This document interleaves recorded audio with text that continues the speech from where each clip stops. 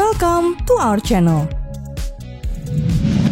Sejauh mana kalian mengikuti gelaran pesta olahraga Olimpiade Tokyo 2020? Dibuka pada 23 Juli hingga awal Agustus ini, nyatanya banyak hal menarik yang diberitakan media saat Olimpiade berlangsung. Karenanya, kami telah merangkum hal-hal yang kontroversial bahkan cenderung politis dalam Olimpiade yang secara resmi dikenal dengan Games of the 32 Olympiad tersebut. Mengusung tema United by Emotion dalam openingnya, berikut fakta yang akan Data Fakta sajikan untuk kamu. Tapi sebelum lanjut, kami ingatkan kembali untuk subscribe channel ini dan aktifkan lonceng notifikasi kamu untuk mendapatkan video edukatif lainnya dari Data Fakta.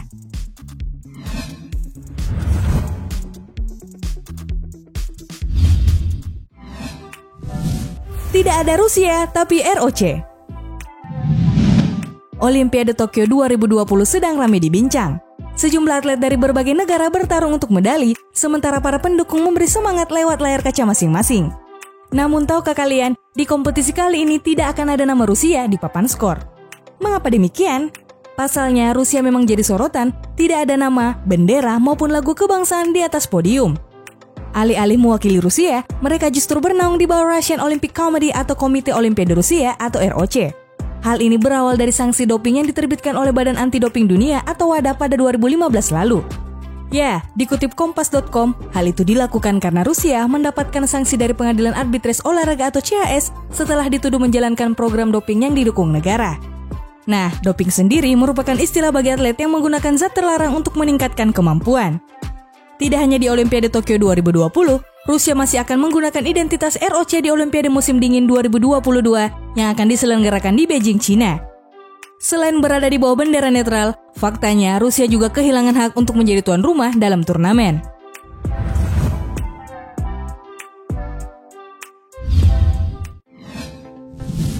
Penggambaran TV Korea Selatan yang menyinggung. Meski tampak kemeriahan dari arah kursi penonton, Olimpiade Tokyo 2020 tetap dibuka pada Jumat 23 Juli 2021 lalu di Olympic Stadium Tokyo. Dinyalakannya api Olimpiade oleh petenis Jepang Naomi Osaka menjadi tanda dimulainya pesta olahraga terbesar di dunia itu. Namun, ada sedikit masalah yang menyinggol penyajian gambar MBC. Jaringan TV Korea Selatan tersebut mendapat masalah setelah menggunakan gambar dan keterangan yang tidak pantas untuk menggambarkan negara selama upacara pembukaan.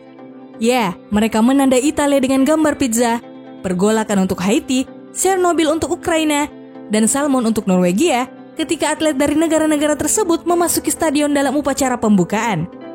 Namun lebih dari itu, mereka juga menyebut Kepulauan Marshall sebagai pernah menjadi situs uji coba nuklir untuk Amerika Serikat dan Suriah sebagai negara yang memiliki perang saudara yang berlangsung selama 10 tahun. Tak ayal tayangan tersebut mendapat kritik yang membuat pihak mereka akhirnya meminta maaf ke publik.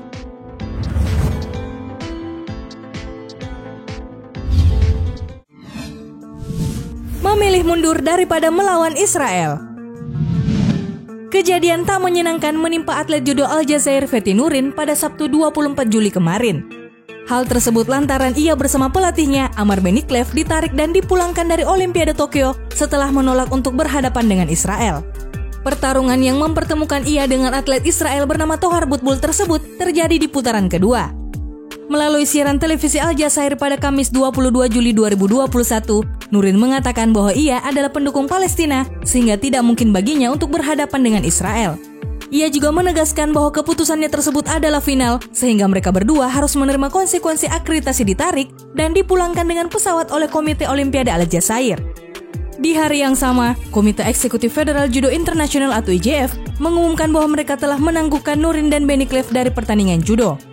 Mengutip rilis Kompas, faktanya ini bukan pertama kali Nurin mundur dari suatu kejuaraan untuk menghindari berhadapan dengan Israel. Sebelumnya, ia melakukan langkah yang sama di kejuaraan dunia 2019 di Tokyo.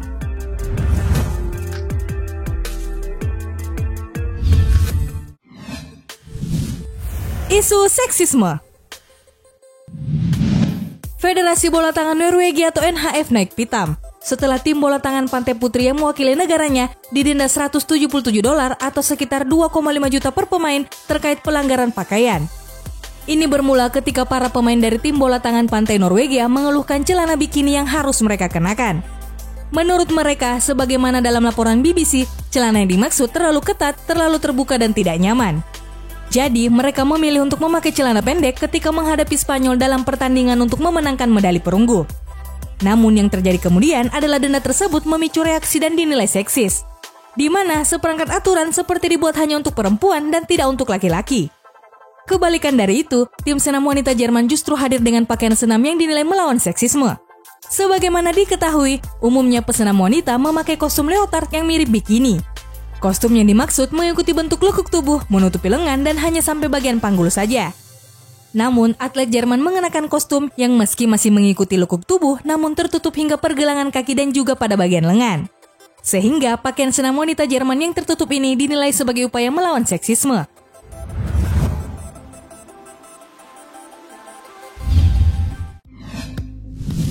Diikuti ratusan atlet LGBTQ. Sejalan dengan semangat Olimpiade yang melarang segala bentuk diskriminasi, kompetisi kali ini nyatanya diikuti oleh ratusan atlet lesbian, gay, biseksual, transgender, dan queer alias LGBTQ. Ajang olahraga terbesar di dunia tersebut sekaligus memberi ruang toleransi guna meningkatkan kesadaran dan dukungan publik untuk isu-isu LGBTQ. Terbukti, dari 11.000 peserta yang berpartisipasi, 160 lebih diantaranya merupakan kelompok LGBTQ.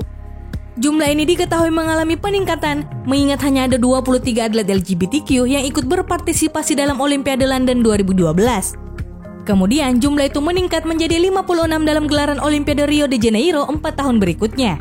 Sementara dari 205 negara yang bertanding, setidaknya ada 25 negara yang mengirimkan atlet LGBTQ di Olimpiade Tokyo, di mana Amerika Serikat menjadi kontingen yang paling banyak dengan 30 atlet. Joanna Hoffman, Direktur Komunikasi di Atlet Ally, berharap para atlet LGBTQ dapat diterima luas oleh rekan timnya di ruang ganti. Ia juga mengimbau supaya seluruh tim melarang penggunaan bahasa anti-LGBTQ serta menyuruhkan toleransi untuk seluruh partisipan. Demikian penuturan kelompok advokasi nirlaba yang berbasis di Amerika Serikat itu dikutip Detik Sport dari Time.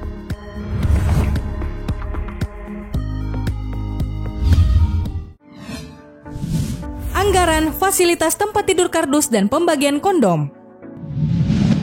Pelaksanaan Olimpiade Tokyo 2020 di tengah pandemi COVID-19 nyatanya mendatangkan dampak tersendiri. Selain membutuhkan kucuran dana yang banyak, juga dirugikan karena penundaan pelaksanaan. Seperti dilansir Kompas dari AP News, penyelenggaraan Olimpiade Tokyo diperkirakan menghabiskan dana 15,4 miliar dolar Amerika Serikat. Bahkan, sebuah studi Universitas Oxford menyebutkan bahwa Tokyo adalah Olimpiade musim panas termahal yang pernah tercatat. Karena anggaran yang fantastis, mustahil pula jika fasilitas yang disediakan ece-ece. Seperti yang viral baru-baru ini, tentang tempat tidur kardus yang dirumorkan hanya dapat menampung 1 orang demi menghindari aktivitas seksual.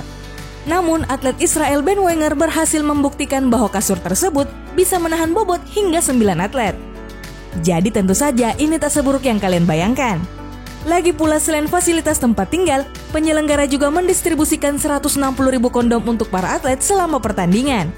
Hal ini guna memudahkan atlet untuk berhubungan dengan aman dan meningkatkan kesadaran akan HIV dan AIDS. Sekedar informasi, membagikan kondom secara gratis di Olimpiade adalah sebuah tradisi yang sudah dilakukan sejak gelaran Olimpiade di musim panas 1999 di Seoul.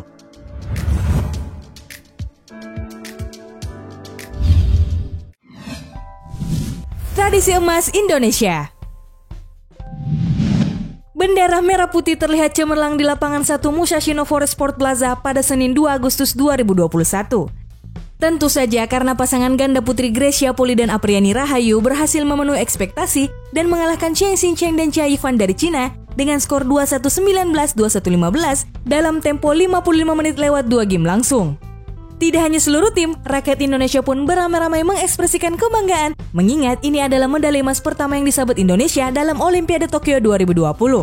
Sekaligus menjadi medali emas pertama bagi ganda putri Indonesia yang diwakilkan oleh Grecia Poli dan Apriani Rahayu dalam Olimpiade. Sebelumnya, prestasi terbaik ganda putri Indonesia di kompetisi multicabang olahraga 4 tahunan tersebut hanya sampai perempat final, yakni pada Olimpiade Rio 2016 yang saat itu diwakilkan oleh Grecia Poli dan Nitya Krishinda.